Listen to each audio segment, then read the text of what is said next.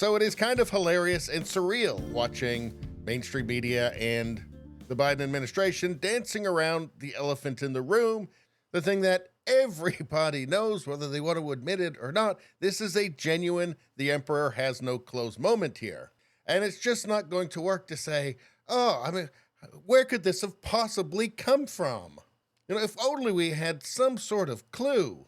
Well, a reporter did ask the press secretary for Joe Biden a question on this, and well, let's take a look at what she had to say. Asking again, can you just say once and for all whether or not the cocaine belonged to the Biden family? So, a couple of things there. He mentioned the Hatch Act because the question was posed to him using Donald Trump, and so he was trying to be very mindful. Okay, so what she's talking about there is a mid-level Biden staffer, Andrew Bates. And let's listen to him being asked a question about this and then him replying. One more, former President Trump has made some pretty wild posts recently on social media. One of them was that the cocaine found in the White House had belonged to either the president or his son. Are you willing to say that that's not the case, that they don't belong to them? I don't have a response to that because we have to be careful about the Hatch Act. What I will say is that I have noticed there does seem to be some increasing frustration coming from that corner in general. And I think it is probably rooted in the contrast between their substantive policy records. Okay, the Hatch Act. Well, what is that? It says the Hatch Act of 1939, an act to prevent pernicious political activities, is a United States federal law. Its main provision prohibits civil service employees in the executive branch of the federal government, except the president and vice president, from engaging in some forms of political activity. So this seems to be a bit of a baffling answer from him.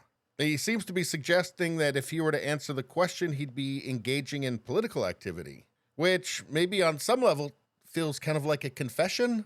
But in any case, really doesn't answer the question. But let's get back to Karine Jean-Pierre here. I hear you, but you're asking me a question, so I'm answering it for you. And so that's why he said the Hatch Act. So I would, have you read the transcript and read the transcript fully so you can see exactly what he was trying to say. So that's number one. So we're not avoiding the question. That is not true. We've answered this question, litigated this question for the last 2 days exhaustively. Now, I can't be the only person who feels like that's just completely not true. There has been some irresponsible reporting about the family. Irresponsible reporting? What would that be? Would that be the irresponsible reporting that exposed that Hunter Biden has had a serious problem with cocaine? And does that lead to irresponsible questions like, was the guy who has a history of constantly doing cocaine at the White House? I don't know if that's irresponsible, actually.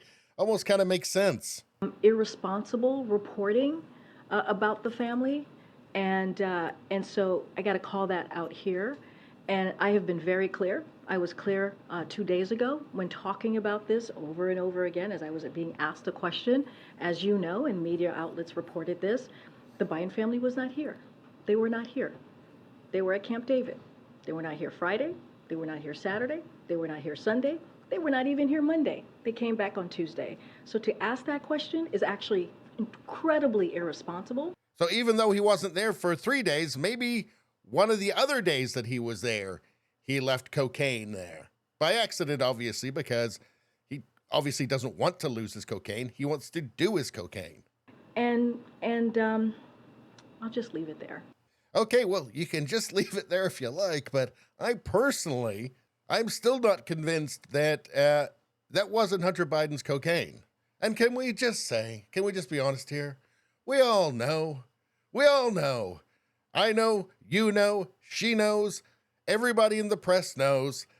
The guy who's constantly doing cocaine left cocaine at the White House. And why would he take it to the White House?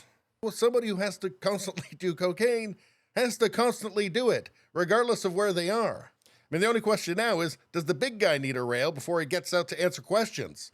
And let's just take a look here at Hunter Biden at the July 4th celebrations at the White House.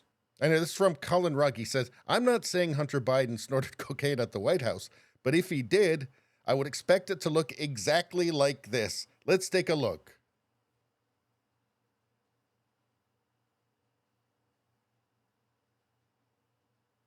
Yeah, let's take another look. Let's slow it down a little bit. Uh-huh. Okay. And, yeah.